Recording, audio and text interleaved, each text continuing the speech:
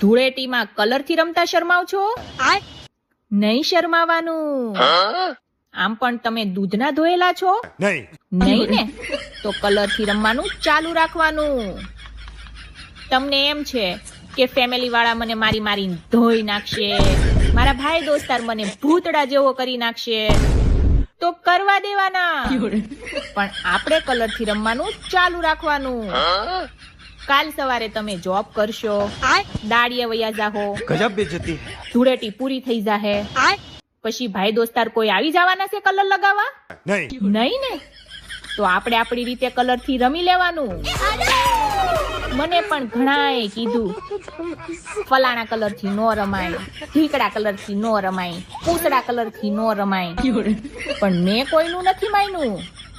એમ પણ હજી તમારી બેન હારશે નહીં. પાક્કા કલર રેડી જ છે.